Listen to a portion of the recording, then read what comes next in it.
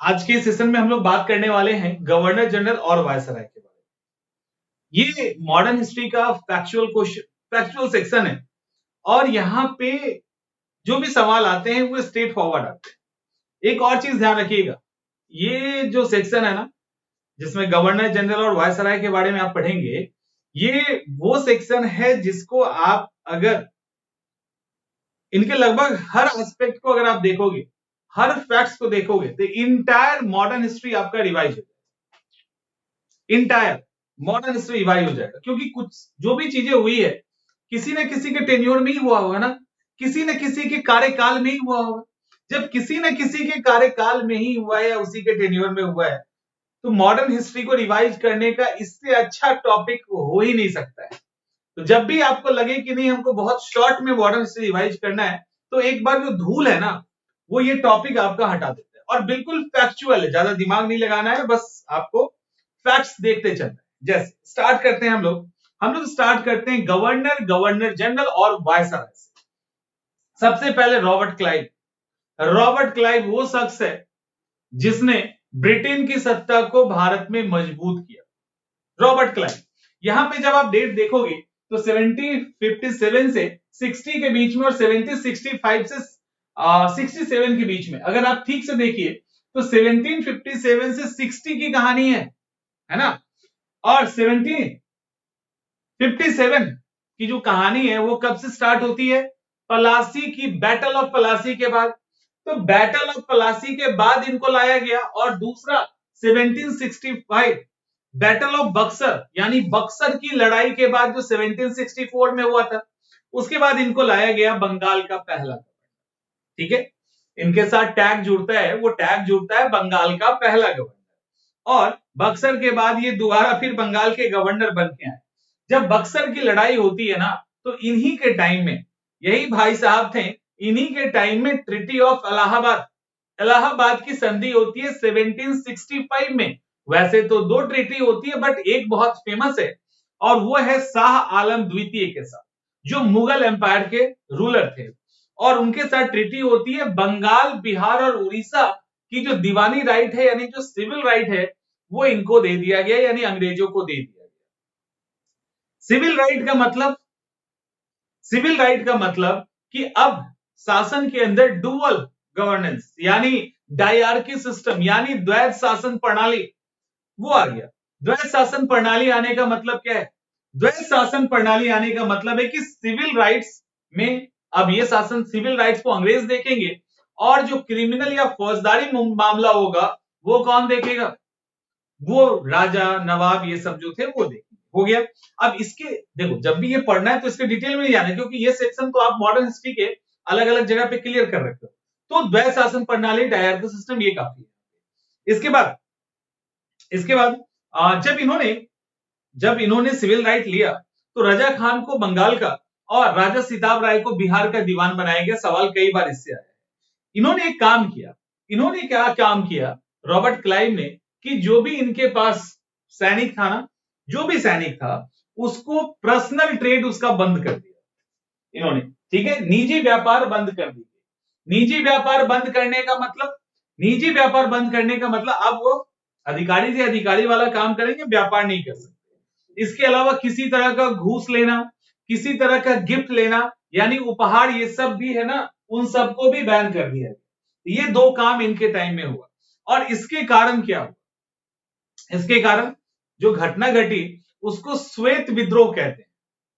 क्योंकि इन्होंने क्या किया, इन्होंने एक और काम किया। ये तो चलो ठीक है, इन्होंने एक और काम किया, वो ये किया कि डुअल अलाउंस बंद कर दिया। दोहरा भत्ता रॉबर्ट क्लाइव के टाइम में बंद हो गया। ये डुअल अलाउंस क्या था, दोहरा भत्ता क्या था?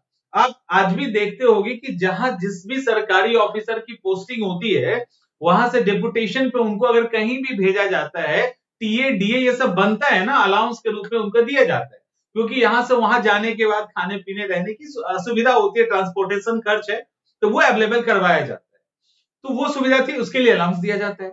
यही पहले दिया जाता था।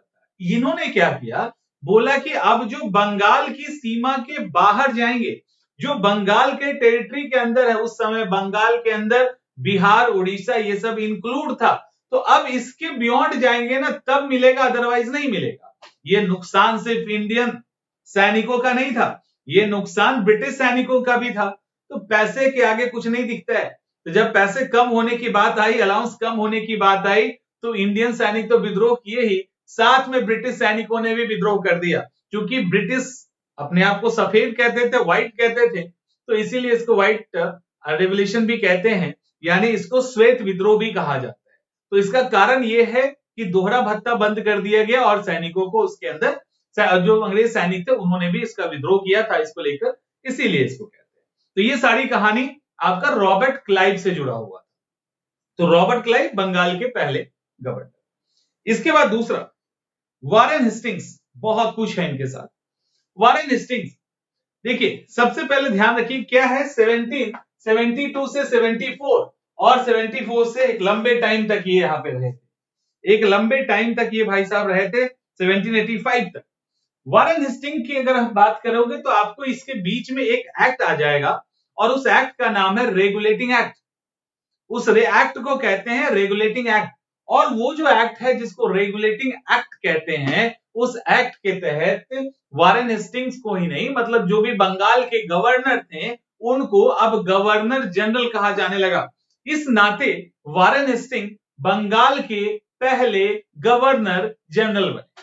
ठीक है, बंगाल के पहले गवर्नर जनरल बने। अब चूंकि वो ये 1772 से ही है, समझिए इसको, ये 1772 से ही है, तो 1772 से होने के कारण 1772 से होने के कारण 1772 से होने के कारण ये जो है इनके टाइम में आया रेगुलेटिंग एक्ट।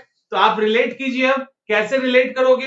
अब आप ऐसे रिलेट कीजिए कि 1772 में ये जब आए होंगे तो क्या होंगे, बंगाल के गवर्नर ही होंगे ना। और जब ये बंगाल के गवर्नर ही होंगे, इट मींस कि उसके बाद रेगुलेटिंग एक्ट आया, इट मींस कि बंगाल के ये अंतिम गवर्नर भी थे। क्लियर, अंतिम गवर्नर भी थे। और साथ में 1773 के रेगुलेटिंग एक्ट के बाद ये क्या हो गए, ये अब बंगाल के पहले गवर्नर जनरल भी बन गए। दो फैक्ट। और इन्होंने रजा खां और सिताब राय को हटा दिया, उसके बाद जगह पे कल्याण राय को डाला गया था। रेगुलेटिंग एक्ट के बाद पहले गवर्नर जनरल बने। और क्या, सरकारी खजाने को मुर्शिदाबाद से कोलकाता ट्रांसफर कर दिया। ये वो शख्स है जिनके टाइम में विलियम जोन्स का नाम आपने सुना होगा। विलियम जोन्स ने बंगाल में एशियाटिक सोसाइटी की स्थापना की। एशियाटिक सोसाइटी की स्थापना 1784 में हुई थी। 1784 में हुई थी। विलियम जोन्स जो थे वो इंडियन जो पास्ट था ना, उसकी ग्लोरी से वो बहुत प्रभावित थे। यानी उनके नजर में जो भारतीयों का पास्ट है वो बहुत ही ग्लोरीफाई था, माने बहुत ही बेहतरीन था, और वो उस पास्ट को लोगों के सामने लाना चाहते थे, इसलिए एशियाटिक सोसाइटी की स्थापना की थी। इन्हीं के टेन्योर में हुआ था। उसके अलावा 1778 का जो रेगुलेटिंग एक्ट आया, उससे कोलकाता में एक सुप्रीम कोर्ट की स्थापना होती है।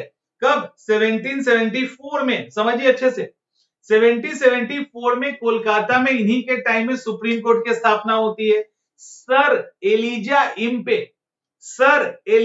इम्पे क्या हुए, वहां के सुप्रीम, वहां उसके चीफ जस्टिस बनाए गए। उसके बाद चैम्बर्स, लिमेस्टर और हाइड, ये तीन व्यक्ति थे जो उस कोर्ट के जज बने। तो chief justice sir Elijah Impey, Chambers, Lemaistre और हाइड जो थे, ये तीन उसके जज बने।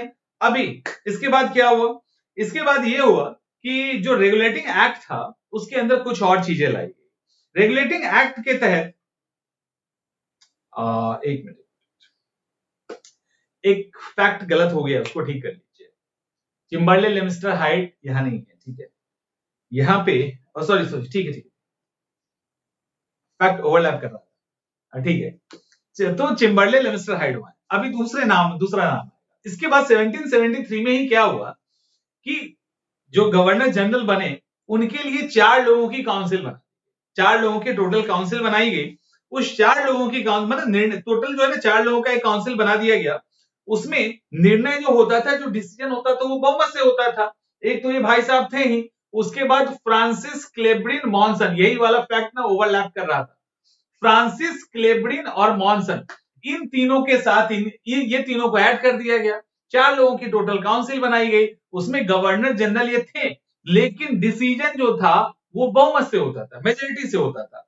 कोई भी 2 या 3 उधर चला गया तो हो गया। फ्रांसिस और क्लेवरिन से इनका बनता नहीं था बहुत ज्यादा, तो अक्सरहा जो था वो मतलब किचिर किचिर पिचिर पिचिर होता रहता था। इट मीन्स कि उसके अंदर एक टेंशन वाला माहौल बना रहता था।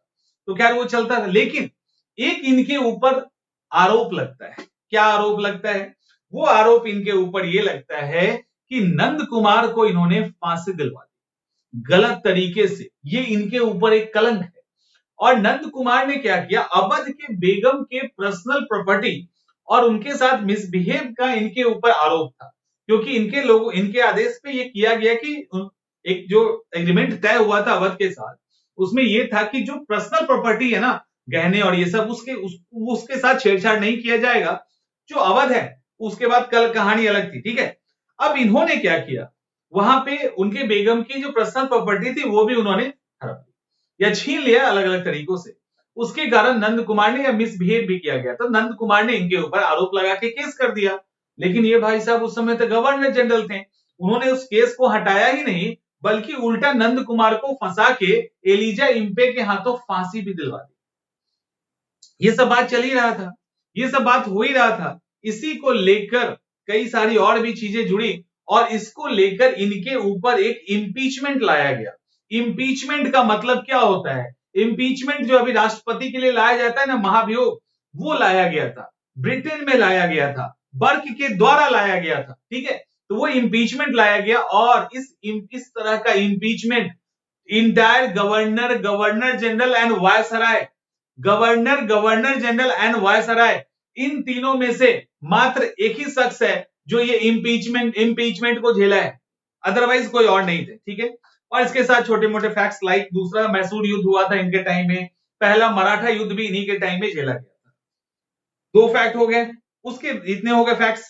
इसके बाद लॉर्ड कॉर्नवालिस को हम लोग देखते हैं। लॉर्ड कॉर्नवालिस को आप याद कर सकते हो कई सारे कामों के लिए।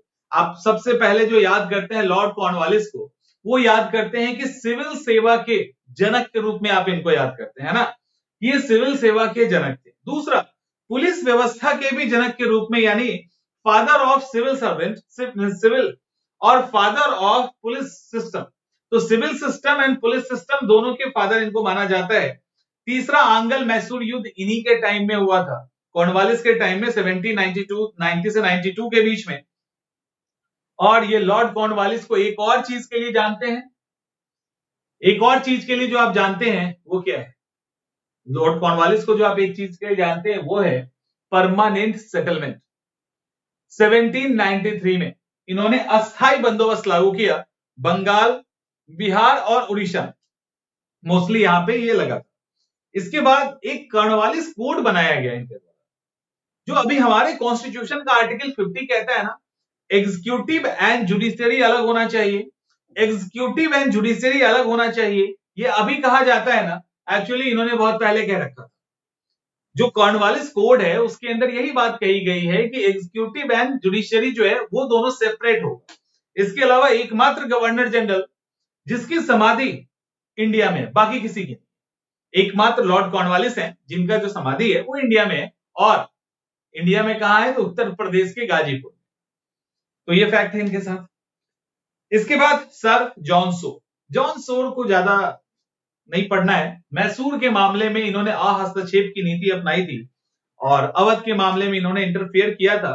इलाहाबाद का किला इन्होंने ले लिया था। अदरवाइज ये बड़े ही शान टाइप के इंसान थे, ज्यादा कुछ इन्होंने हलचल नहीं मचाई थी। लॉर्ड वेलेस्ली, उधर रॉबर्ट क्लाइव, इधर ये वेलेस्ली, दोनों का नाम बहादुर लोगों के बीच में लिया जाता है। रॉबर्ट क्लाइव ने द्वैध शासन प्रणाली स्टार्ट किया, डायरके सिस्टम। वेलेस्ली ने सहायक संधि स्टार्ट की, ठीक है। और दोनों ही चीजें ब्रिटिश सरकार की मजबूती के लिए बहुत जरूरी थी। लॉर्ड वेलेस्ली को बंगाल का टाइगर कहा जाता है। बंगाल का टाइगर इसलिए कहा जाता है कि ये जो टाइम था ना, उस टाइम में ब्रिटेन काफी मुश्किल में था। अदर कंट्री जो थे वो नए नए इवॉल्व हो रहे थे। वर्ल्ड हिस्ट्री के कॉन्टेक्स्ट में जब आप देखेंगे ना, तो नए राष्ट्रों का उदय हो रहा था, नेपोलियन, ये सब कई सारे थे। उस बीच में इन्होंने भारत को संभाला ही नहीं, बल्कि उस बीच में जो इन्होंने जिस चीज को एकदम से इंप्लीमेंट किया ना, वो था क्या? सहायक संधि। उसको इंग्लिश में सब्सिडरी अलायंस कहते हैं। सब्सिडरी अलायंस जो इन्होंने स्टार्ट किया, वो इनके एकदम शातिर दिमाग की उपज थी। एक्चुअली ये इनकी उपज नहीं थी, ये डुप्ले का था। डुप्ले ने ये चीज पहले इंप्लीमेंट किया। डुप्ले बहुत ही, फ्रांस का जो डुप्ले था, वो डुप्ले बहुत ही कमाल का और बहुत ही चतुर राजनीतिज्ञ, और उसके अंदर सैनिक क्षमता भी उतनी थी। लेकिन फ्रांसीसी समझ नहीं पाए, फ्रांसीसी सरकार समझे ही नहीं। डुप्ले को बुलाना सबसे बड़ी गलती थी। खैर, तो डुप्ले ने जो सहायक संधि वाला कॉन्सेप्ट दिया ना, तो ये सहायक संधि को रियली में इंप्लीमेंट करने का काम इन्होंने किया। इसीलिए सहायक संधि वाला फैक्ट आके इनके साथ जुड़ जाता है, लॉर्ड वेलेस्ली के साथ। जब भी आप टिक करते हो सहायक संधि को लेकर, सब्सिडरी अलायंस को लेकर, तो लॉर्ड वेलेस्ली को करते हो। ये सब्सिडरी अलायंस है क्या? ये सब्सिडरी अलायंस क्या है? सब्सिडरी अलायंस के अंदर क्या था? सब्सिडरी अलायंस के अंदर ये है कि सब्सिडरी अलायंस के अंदर यह है कि सेना हमारी और पैसे उनके, सिर्फ इसीलिए कि भाई हम तुम्हारा रक्षा करेंगे। तो रक्षा तुम्हारी हम जब करेंगे तो हम, मेरी सेना चाहिए ना, मेरी सेना मुझको चाहिए जिससे हम तुमको बचाएंगे और किसी देश से। और इस बचाने के एवज में और इस सैनिक को रखने के एवज में जिसके साथ ट्रीटी होती थी, उससे एक मोटा पैसा लिया जाता था खर्चे के लिए, या एक जमीन लिया जाता था जिसके टैक्स से उसका खर्चा चल सके। अब सोचिए कि जिसको बचाने के लिए ट्रीटी किया गया, उससे एक बड़े संख्या में उस जमीन लिया गया या पैसे लिए गए और अपने सेना का खर्च उससे निकाल लिया गया। हमारी सेना भी, यानी ब्रिटिश अंग्रेज की तरफ से अगर बात करें, तो अंग्रेजों की सेना भी यहां रह रही है, सेना यहां पे और मजबूत होती जा रही है, खर्च हम ही से ले रही है। और इसमें सब्सिडरी अलायंस में एक शर्त होता था कि आपको एक अंग्रेज रेजिडेंट, ब्रिटिश रेजिडेंट वहां पे रहना पड़ेगा। वो एक तरह से रिप्रेजेंटेटिव टाइप का था। नियम यह था कि ब्रिटिश रेजिडेंट आपके मामले में इंटरफेयर नहीं करेंगे। बट ऐसा कभी होता नहीं था। नेपियर को आपने अच्छे से आप जानते होंगे, तो ऐसा कुछ होता नहीं था, पूरा इंटरफेयर होता था। और इस सब्सिडरी अलायंस में एक शर्त था। शर्त ये थी सब्सिडरी अलायंस की, यानी सहायक संधि की शर्त ये था कि जो भी जिसके साथ ये ट्रीटी होती थी, वो अपने पड़ोसी राज्य या किसी के साथ कोई भी रिलेशन रखेगा, यानी फॉरेन रिलेशन अगर रखेगा, तो उसके लिए अंग्रेज से परमिशन लेना पड़ता था। ये अलग बात था कि उसमें एक एग्रीमेंट होता था, उसके ऊपर कोई अटैक करेगा तो वो ब्रिटिश पे अटैक माना जाएगा और ब्रिटिश सरकार उसमें मदद करेगी। बट ऐसा होता नहीं था एक्चुअली। इस तरह से सहायक संधि में अगर स्टेट की बात करेंगे ना, तो हैदराबाद वो पहला राज्य है जिसने सहायक संधि को एक्सेप्ट किया। मैसूर, तंजौर, अवध, पेशवा, भोसले, सिंधिया। मराठा में पेशवा ने 1802 बसीन की संधि, 1802 बसीन की संधि पेशवा ने किया था। उसके बाद जोधपुर, जयपुर, ये सब। चौथा अंगल मैसूर युद्ध, वेलेस्ली के टाइम में मैसूर की कहानी समाप्त, यानी टीपू सुल्तान की मौत हो जाती है। और टीपू सुल्तान की मौत होने के बाद मैक्सिमम एरिया इन्होंने ले लिया, कुछ एरिया वहीं के पुराने वाडियार वंश के शासक को एक दे दिया जो माइनर था, और फिर बाकी सारा एरिया इन्होंने हट दिया। ये सारा था। इसके अलावा तीसरा आंगल मराठा युद्ध इन्हीं के टाइम में होता है। दूसरा, फोर्ट विलियम कॉलेज की स्थापना। इस भाई साहब ने फोर्ट विलियम कॉलेज की स्थापना करवाई। कहां करवाई? इंडिया में करवाई। क्योंकि फोर्ट विलियम में होता क्या था, जो सिविल सर्वेंट थे उनको ट्रेनिंग के लिए या जो भी इस तरह का कोई बीच में कोर्स होता था, उसके लिए इंग्लैंड जाना पड़ता था। इन्होंने सोचा उतना दूर क्यों जाना, तो फोर्ट विलियम में इन्होंने करवा दी। लेकिन बाद में खुलवा तो दिया और सब कुछ स्टार्ट भी हो गया, लेकिन बाद में बोर्ड ऑफ डायरेक्टर और इनका परमिशन नहीं मिला, तो उसको अगले साल ही बंद करना पड़ा।